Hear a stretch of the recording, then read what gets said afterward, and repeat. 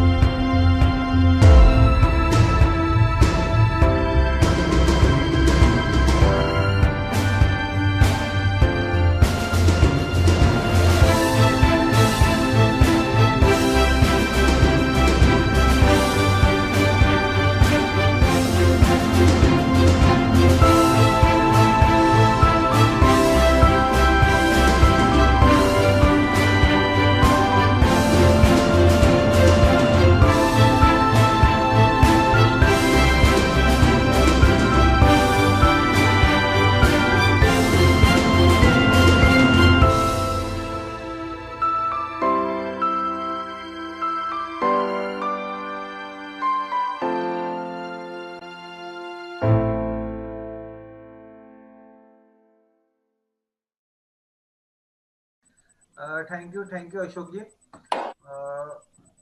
आपने ऑलरेडी जो बेसिक्स चीजें होती है इंटरनेट की दुनिया से रिलेटेड, कि जिसमें मेरी आवाज आ रही है क्लियर सबको?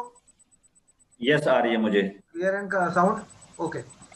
तो हमने देखिए इंटरनेट के दुनिया में आप बादशाह है, मैंने भी जो सीखा है काफी सारा आपसे ही सीखा है। क्योंकि ऑनलाइन की मैंने मार्केट की शुरुआत ही आपसे हुई है। तो कहीं ना कहीं अगर मैं ये कहूँ कि हम दोस्त तो बाद में हैं, पर पहले आप मेरे गुरु हैं ऑनलाइन के, क्रिप्टो के। तो थैंक यू वेरी मच, क्योंकि ऑनलाइन को सिखाया ही आपने है। अब हम बात करते हैं ऑन पैसिव के बारे में। तो ऑन पैसिव बेसिकली एक एआई बेस्ड टेक्नोलॉजी कंपनी है, जो अपने सारे प्रोडक्ट्स इंक्लूडिंग सोशल मीडिया पहली बार दुनिया के सामने विद एआई लेके आ रही है। आज अगर हम किसी भी आईटी सेगमेंट में जाते हैं, किसी भी आईटी सेक्टर के इंसान से बात करते हैं, तो वो आपको यही कहेगा कि आने वाला पूरा समय जो है वो एआई टेक्नोलॉजी का है, आप इसके बिना कुछ भी नहीं कर पाओगे। कई लोगों के मन में सवाल आएगा कि आर्टिफिशियल इंटेलिजेंस है क्या। मैं एक तीन चार एग्जांपल देता हूँ, आपको पॉइंट्स क्लियर हो जाएंगे। सबसे पहले इसका इस्तेमाल इसरो ने किया था, मंगलयान को जब चांद पे भेजा गया था, जो मनुष्य विरहित था, वहां एआई का इस्तेमाल हुआ था। उसके बाद में हमने हमारी हिंदी में रजनीकांत जी की एक पिक्चर देखी थी, रोबोट।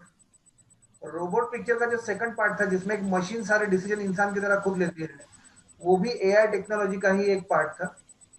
इसके अलावा दुबई की सड़कों पर जो ड्राइवरलेस कार्स घूम रही है, या जापान में जो नर्सेस की जगह रोबोट्स ने ली है, ये सारे के सारे एआई टेक्नोलॉजी के ही पार्ट है। तो ये आने वाले भविष्य की जरूरत है। अभी यूएस में एक सर्वे आया था, उस सर्वे के हिसाब से आने वाले 10 साल में यूएस के 90% वकील जो है वो बेकार हो जाएंगे। उनके पास कोई काम नहीं होगा, क्योंकि उनसे अच्छी कंसल्टेंसी मशीन देने वाली है। और जो 10% बचेंगे वो सुपर स्पेशलिस्ट होंगे, जो इस मशीन को कॉम्पीट करेंगे। तो आप सोच लीजिए कि एआई का हमारे जीवन में क्या महत्व आने वाला है। ऑन पैसिव ने बेसिकली अपनी शुरुआत की थी ऑरलैंडो फ्लोरिडा यूएस से, जहां पर उन्होंने क्या किया था कि उनकी जो सर्विसेज थी वो, कोई भी सॉफ्टवेयर आप उनको दीजिए, आप उसको एआई में कन्वर्ट करके आपको देते थे। उसकी ब्रांच उन्होंने 2017 में कलकत्ता में खोली। लेकिन जब वो ये सब कर रहे थे लोगों के लिए, तो अचानक उनके दिमाग में एक ख्याल आया। देखिए, कोई भी बड़ी सोच एक छोटे से ख्याल से ही आती है। कि जो मैं लोगों के लिए कर रहा हूं, वो अगर मैं खुद के लिए करूं तो। और इस तो के लिए उन्होंने अपने परिवार के साथ डिस्कस किया, और उसके बाद में उन्होंने सबसे पहला डिसीजन ये लिया कि उन्होंने अपना ऑफिस कलकत्ता से बंद करके बैंगलोर शिफ्ट किया। बैंगलोर इसलिए क्योंकि बैंगलोर को मिनी सिलिकॉन वैली बोला गया है। वहां पे एक कंप्लीट फ्लोर उन्होंने महादेवपुरा में ऑक्युपाई किया, और वहां से रिक्रूटमेंट शुरू हुई। उनकी रिक्रूटमेंट आज भी चल रही है। अगर आप naukri.com पे जाओगे, ऑन पैसिव डालोगे, तो आपको वहां पे रिक्रूटमेंट से डिटेल मिल जाएंगे। बैंगलोर का ऑफिस रन हो रहा था, बट डॉक्यूमेंट्स क्लियर न होने के कारण किसी को शो नहीं किया गया।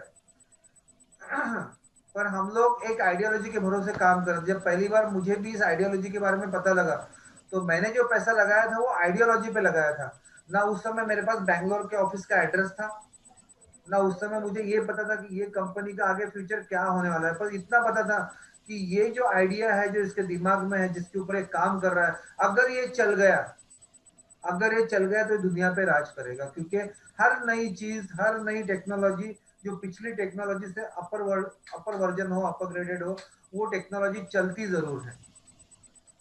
हमने देखा है एचएमटी को, कोडैक को, उसके बाद में गूगल को, फेसबुक को, अमेजोन को, डे बाय डे जो नए इन्वेंशन आते गए वो पुराने को पछाड़ते गए।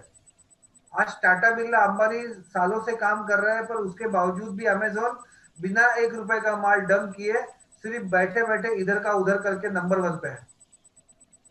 तो टेक्नोलॉजी का दुनिया में, टेक्नोलॉजी का हमारी जिंदगी में बहुत मायना रहने वाला है। ऑन पैसो ने भी बिल्कुल यही किया है।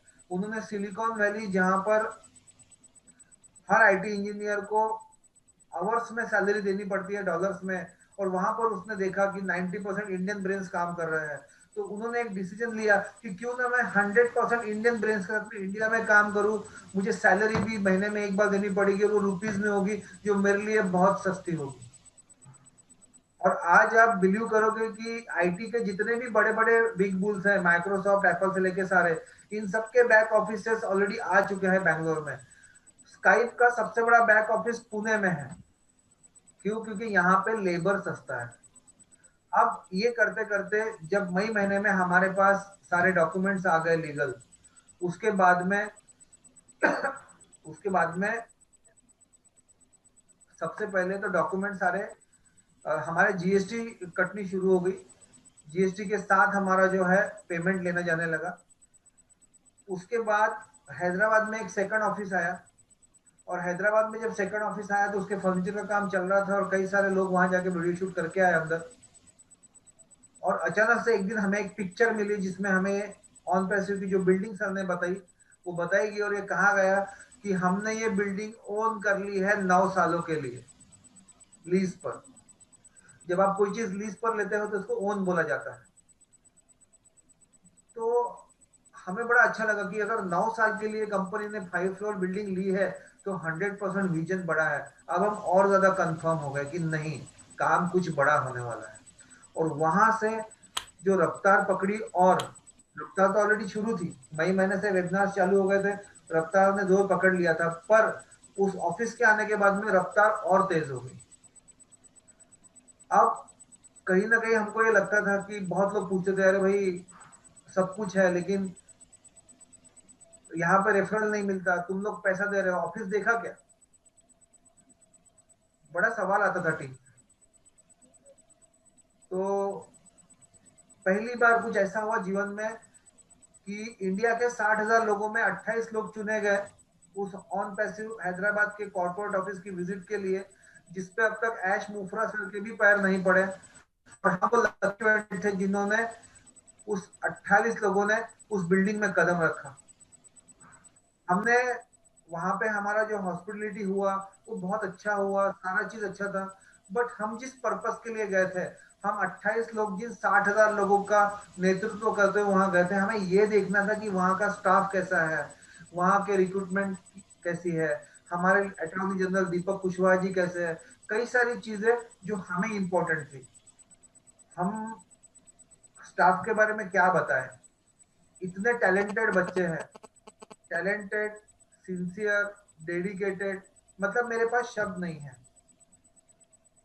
उनके फेस पे कंटिन्यू स्माइली और कंटिन्यू काम में बिजी थे वो। इवन हमें, हमारे साथ में दीपक कुशवाहा जी लगातार 3 दिन तक थे।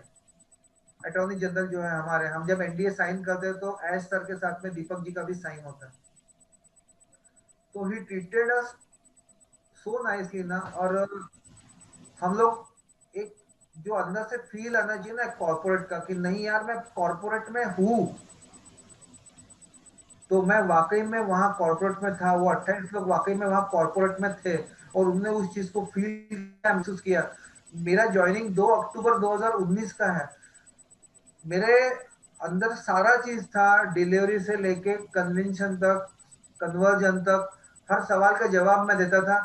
एक चीज की कमी थी, वो जो अंदर से फील आता है ना, वो फील की कमी वहां जाके पूरी हो गई, कि मैं राइट प्लेटफॉर्म पे हूँ, मैंने गलत डिसीजन नहीं किया।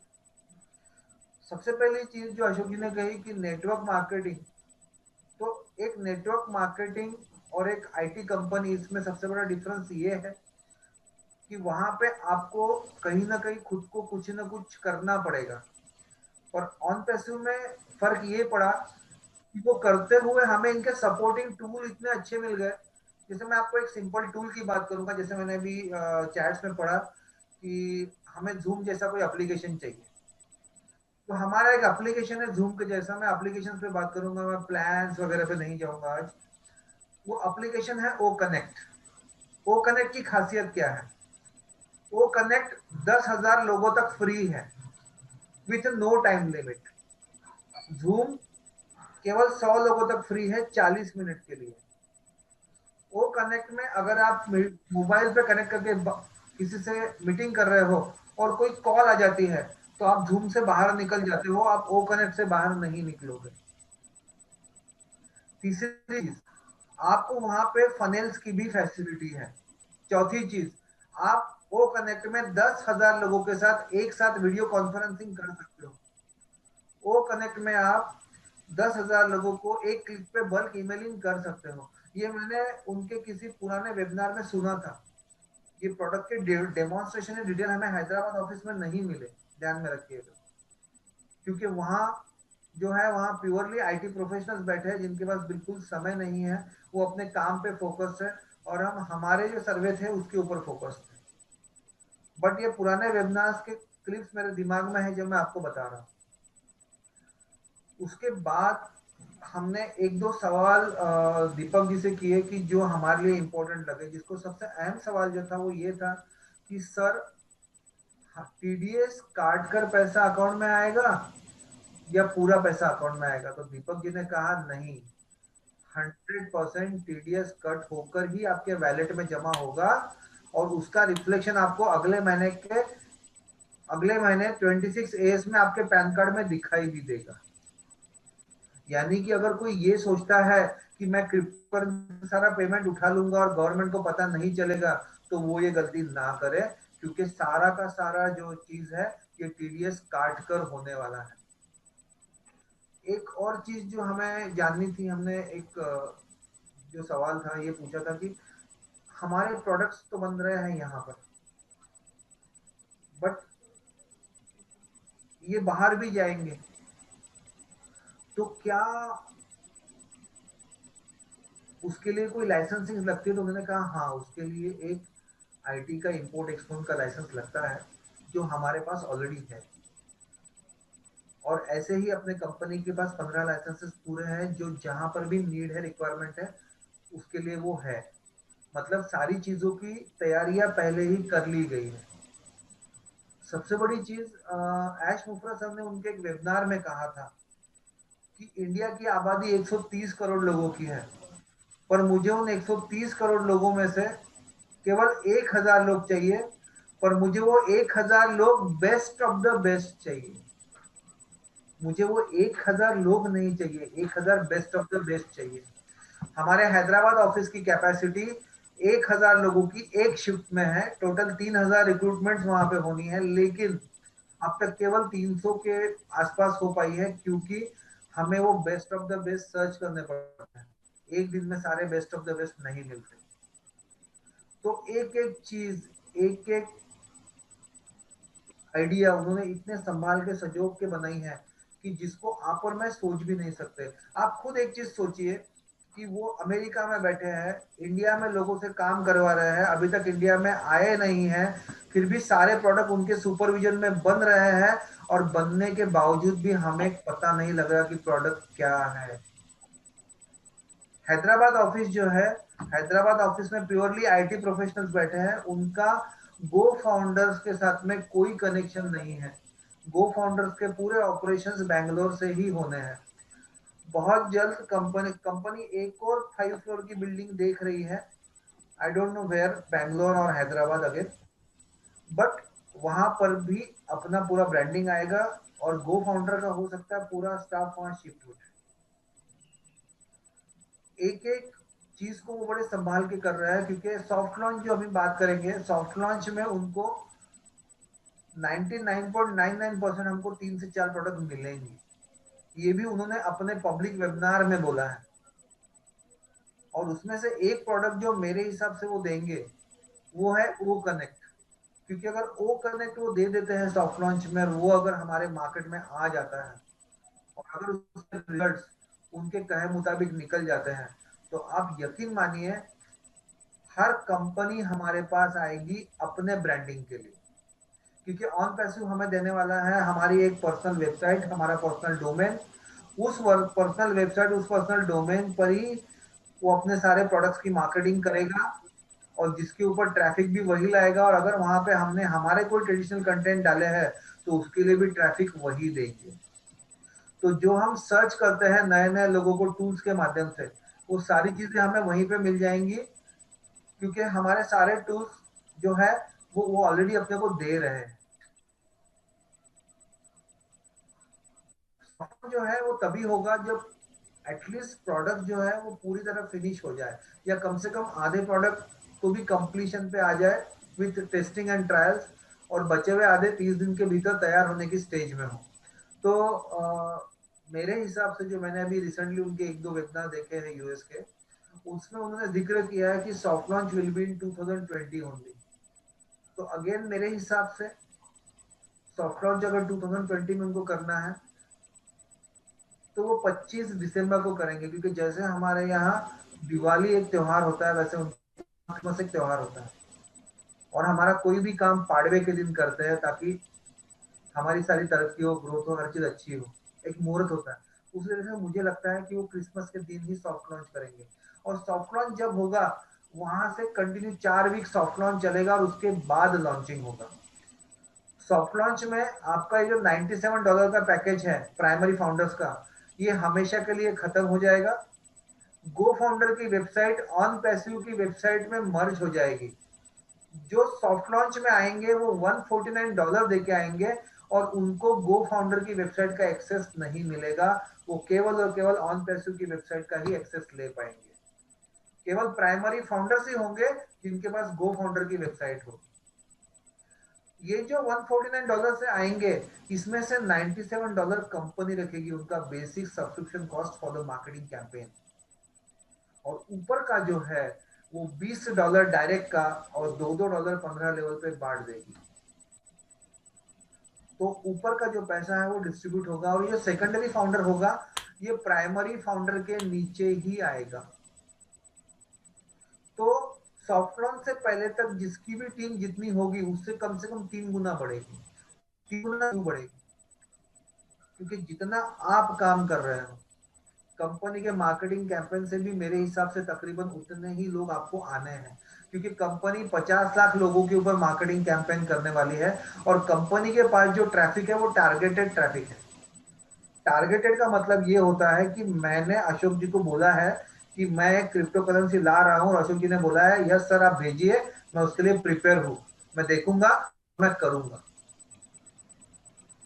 तो वो ऑप्टेन ट्रैफिक, वो टारगेटेड ट्रैफिक हमारा वहां इंतजार कर रहा है सॉफ्ट लॉन्च के लिए।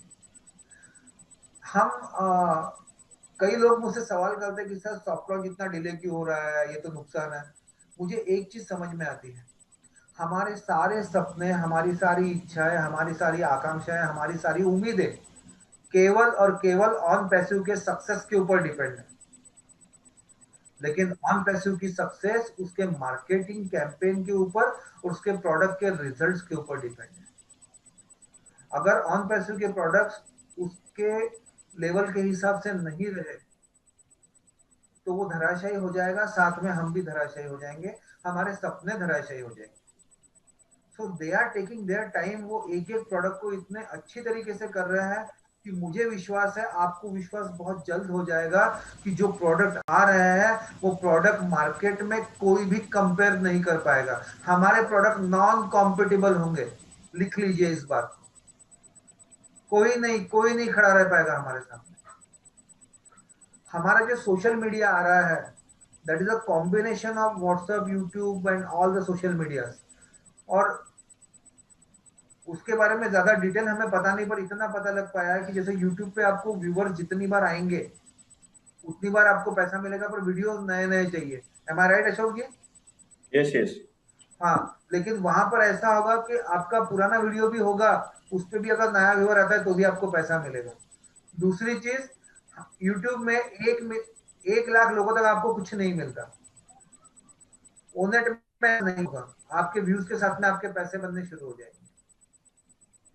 तो जो टूल्स आ रहे हैं वो टूल्स आप किसी भी दूसरे टूल से कंपेयर नहीं कर सकते। हमारा ओकेडमी आ रहा है बैजूस की तरह, बट जब वो आएगा तब क्वालिटी, रेट और कंपैरिजन आप लोग खुद कीजिएगा, आपको अपने आप समझ में आएगा। क्योंकि मेरे पास भी ओकेडमी के ज्यादा डिटेल्स नहीं है। तो मैं हाँ, सिर्फ इतना पता है कि एक कस्टमाइज एजुकेशन के लिए एक एआई बेस्ड टूल तैयार किया गया है जो पूरी दुनिया का सबसे बेस्ट टूल होगा। तो आप जिस प्लेटफॉर्म पे हो वो प्लेटफॉर्म अपने आप में एक अनूठा प्लेटफॉर्म है। हमारे दीपक चावड़ा जी हिंदी के वेबिनार्स में हमेशा बोलते हैं कि आप एक अद्भुत, अकल्पनीय, अविश्वसनीय और आश्चर्यजनक प्लेटफॉर्म के ऊपर। ये अकल्पनीय इसलिए है क्योंकि जहां से हमारा दिमाग सोच हमारी खत्म होती है ना, वहां से ऐश मुफरा सर की सोच शुरू होती है। इसलिए जो उनकी आइडियोलॉजी है उसको मैं बेस्ट ऑफ द बेस्ट बोलता हूँ। बेस्ट ऑफ द बेस्ट इसलिए बोलता हूँ क्योंकि उनकी आइडियोलॉजी बेस्ट है। आज सबसे कम समय लगा है गूगल को 1 बिलियन के टर्नओवर को क्रॉस करने में, 5 साल after launching on passive. Before launching इसका मार्केट कैप $3 बिलियन हो चुका है। ये भी एक पब्लिक वेबिनार में एज सर ने डिक्लेयर किया है। तो आप सोचिए कि जो कंपनी डे 1 $1 बिलियन को क्रॉस करेगी, जो डे 1 यूनिकॉर्न बनेगी, जिसको बनने के लिए गूगल जैसी कंपनी को 5 साल लगे, जहां केवल 1.28% इंटरनेट की कंपनियां ही यूनिकॉर्न है। और अगर मैं बात करूं सुपर यूनिकॉर्न की, तो सुपर यूनिकॉर्न वो रिवॉर्ड है कि अगर कोई भी आईटी कंपनी अपने शुरुआती 10 सालों में $100 बिलियन का टर्नओवर क्रॉस करती है तो वो सुपर यूनिकॉर्न बनती है। फेसबुक इकलौती कंपनी है पूरे आईटी सेगमेंट में जो 10वें साल में सुपर यूनिकॉर्न बनी है। हम लोग 2 से 3 साल में सुपर यूनिकॉर्न बनेंगे, सारे रिकॉर्ड तोड़ेंगे।